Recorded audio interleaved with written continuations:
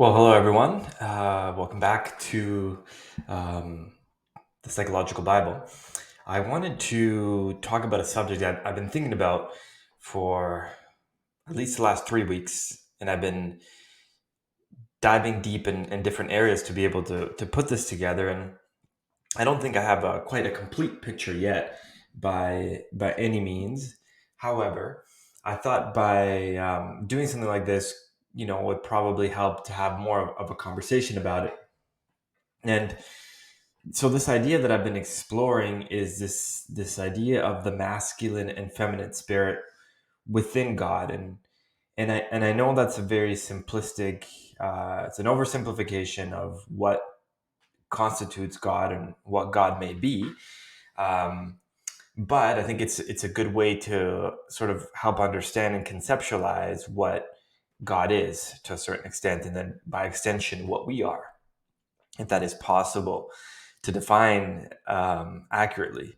And so I've been thinking about this, and especially through the creation narrative, you have this idea. So you have this idea of male and female that were created.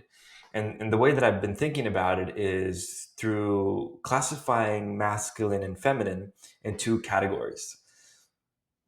And this is how I would see it. So I look at the masculine or the male as potential. And I've been looking at the idea of feminine or the female as the potential realized. And what is to say about that is, well, that's the idea that, I mean, if you think about the reproductive process, which is a creation process, it's a creation narrative, right? What you have is potential. That is to say, the seed. What is the sperm in male? That is a seed. And what is seed representative of? Seed is representative of potential, because potential, the seed has the potential to be something, but if it doesn't have the right conditions and the right, um, you would say, energy or incubation for that potential to be realized, that it's really nothing, right? It's like the idea of me saying, I'm going to go to the gym. Now that is potential, because that is something that I'm saying that could be, but without the process needed to be able to realize the potential, it is nothing, right? And so, there's this idea that, when we think about the two becoming one, right? It's like, it's thinking about it from the perspective that they are one, that they are never two, but they were always one. It's just that the one was split into two, which is in some ways very profound to think about from a lot of different perspectives. And I don't think we'll go down that road today. But you see this kind of idea when you enter into the creation narrative, even if you think about when it says, let there be light, right? And so what is that? Well, when you say let there be light, that's potential, right? There can be light, there could be light, right? But there isn't light. And so what does it take? Well, and then there was light, and that's potential realized. And so there's this almost this idea that the seed is planted for light to be, and then light becomes, because the creator God has both these powers within him, as opposed to humanity has these powers um, in in a divided way, in the sense that it is not within one to carry that power in and of itself, but it is within two different entities that must come together to realize that power. And in a lot of ways, you can think that that teaches us a lot about, you know, humility and a reliance on others, right? And so, we see that, we see that idea in the creation narrative. And so when I think about when it talks about that God created, it said, let us create man in our image and in our likeness. It's almost these two categorizations in which you can think about the likeness being a vessel, if you will. That's the outer physical component, the outer makeup. And the likeness, that is to say, the way of belief, the way of being, the way of thought, the way of um, the way that the one operates in that vessel. So it's, let us make man in our image, that is to say, in how we think, how we operate, and how we structure ourselves and being, and what our desires are, and what our ultimate aim is, and in combination with the likeness, which is that physical representation of that idea. So there is that already in the creation narrative. So you have this potential, which is the spoken word, and the realization, the coming into being of creation. And when you think about it from this perspective of the incarnation, it also makes a lot of sense too. And in a lot of very layered ways, it makes a lot of sense. Well, particularly, you read in John, and it says, "In the beginning was the Word, and the Word was with God, and the Word was God." And it says, "And the Word became flesh." And that's interesting, right? Because the Word, the potential, became flesh. That's the realization, right? And it's deep because this is kind of, in a sense, the narrative, the narrative world entering into the narrative world entering into, or the mythical world entering into the realized world. And that's some Jungian ideas, and what makes Peterson think deeply about some of this stuff, and in Christianity as a whole. But just to kind of bring it back to this masculine feminine creation narrative, you have the word, the potential. In the beginning was the Word, and the Word became flesh, and flesh is a realization of the Word. And you can think about it in the sense that, well, the Word is God, and the Word which was spoken from the beginning, which is that same word that said, "Let there be light." But you can also think about it from the perspective of that promise, that that that promise that was spoken orally. That is to say, the promise of God that He would send His Son. And you see this in all throughout the literature. You see this in Genesis, and you see this in Isaiah. So you have that idea that the word is now realized its full potential, meaning that word that was spoken thousands of years ago, that promise, has now realized itself into this creation. And furthermore, as kind of you explore this idea, it takes you down to a lot of different understandings of our relationship as male and female to one another, and what can happen if the emphasis is placed more on the potential than in the realization of potential. And I would argue that throughout a large period of history, that the emphasis was placed so much on the potential and not the realization of the potential, that you had this historical oppression of women, if you will, because we I mean, if you read the narrative story, you know in Genesis that it says that this is going to happen. There's going to be an elevation of one, and the devaluation of the other, and this struggle for this equality, if you will, the union of the two, would be something that would exist throughout time. But so if you further into this, what Paul says about how Christ died for the church, right? And you see this idea of mutual submission and realization. And the idea is that in order for this creation process to take place from this feminine masculine perspective, so the potential and the realization of potentials, the seed, and the incubation of the seed, which I should add, is very fascinating. And I'm sure this is something that you can Google, but there is this measurable spark of light that happens when the egg becomes fertilized by the sperm. And I think if you Google that, you'll be able to see. It was on the news that they found this light that sort of emits from, I guess, the nutrients and the reaction that takes place when there's that fertilization process. This light happens, and it's very interesting if that is entirely true, because that carries within itself this creation narrative of let there be light. That's the seed, that's the process, that's the potential, and then the realization of the potential creates this light. And that's quite fascinating. But then you have this thing of Paul talks about, which emphasizes this idea of mutual submission in a sense, because in order for creation to be done properly, and so he says, husbands, love your wives just as Christ loved the church and gave himself up for her. And then it talks about the requirements from the other.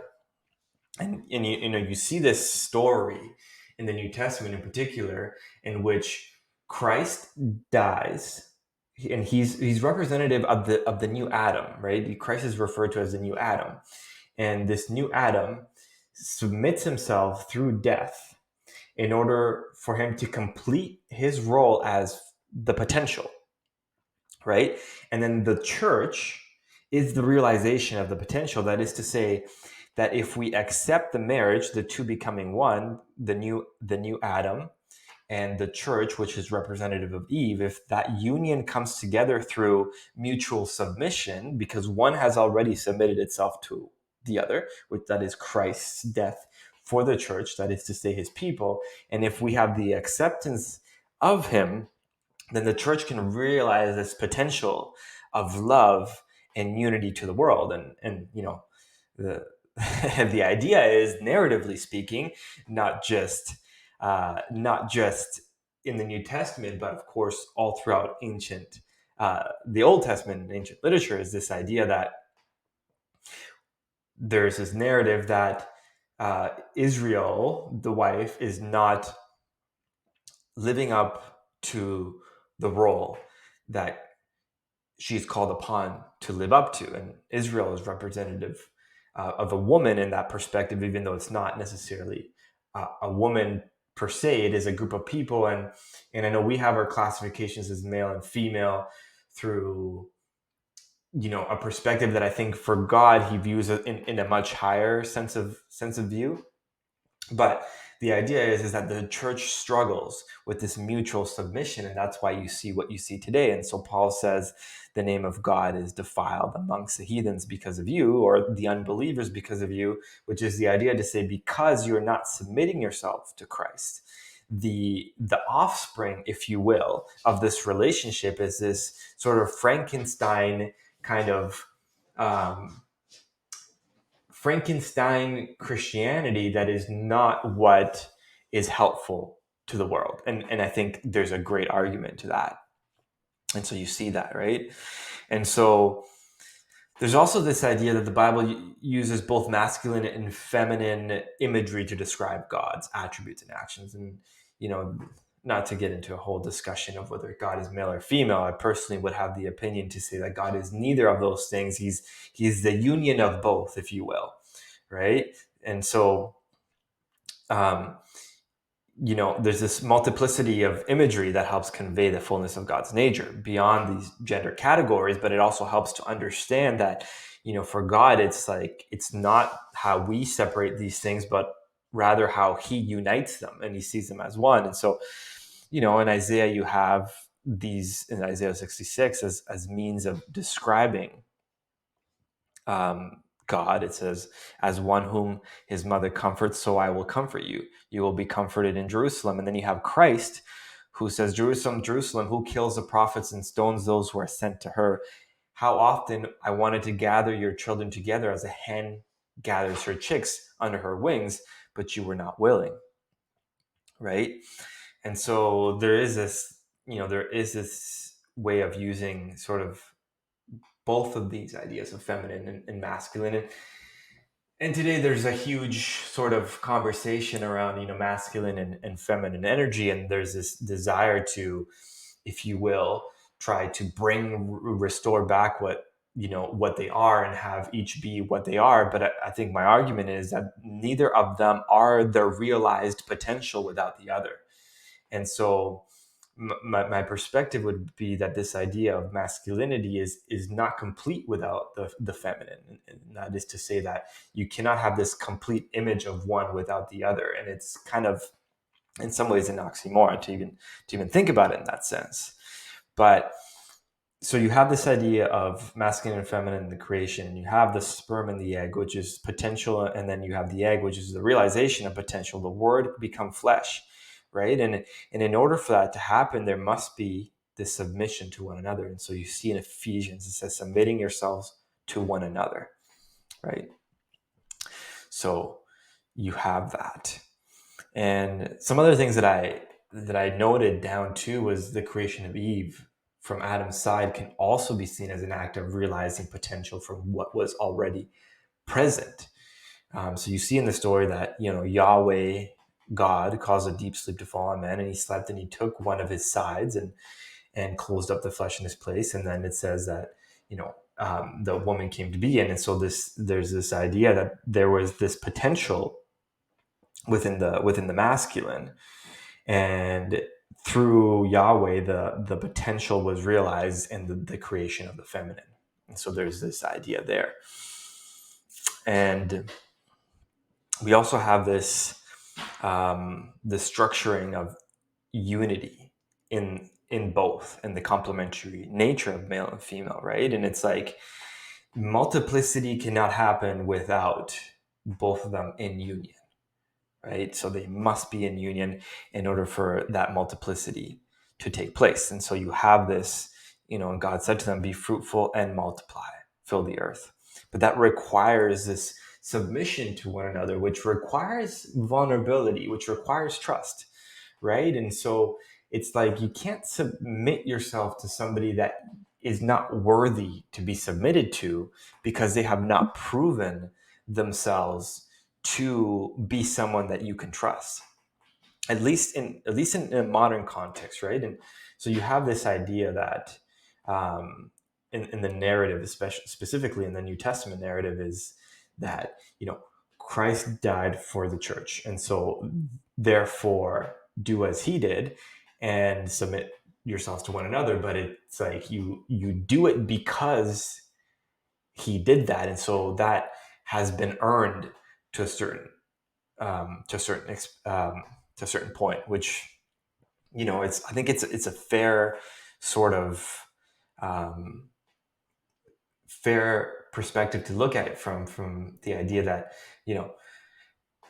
respect and the desire for submission is earned through showing it, right? And so then you have that.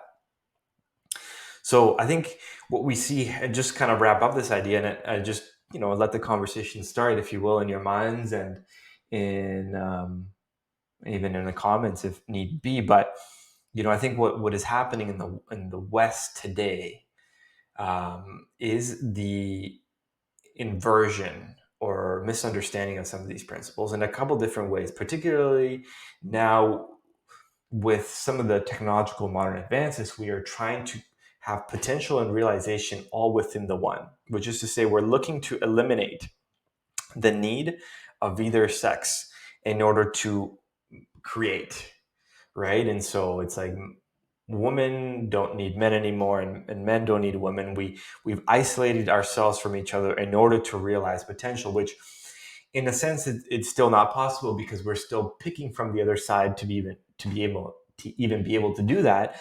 But in doing this sort of process, it is not only alienating ourselves further from one another and not creating a sense of unity and equality of the two and the union of the two, but rather it is pushing us further apart, even though we see these technological advances as uplifting the oppressions of a particular gender. But really what they are doing is inverting the process that comes with the union of the male and the female, and how it addresses the imbalance of love and humility and justice that is characterized in Christ, but often brought apart by people. So just some things to think about. Hopefully this was interesting, and we'll see you next time.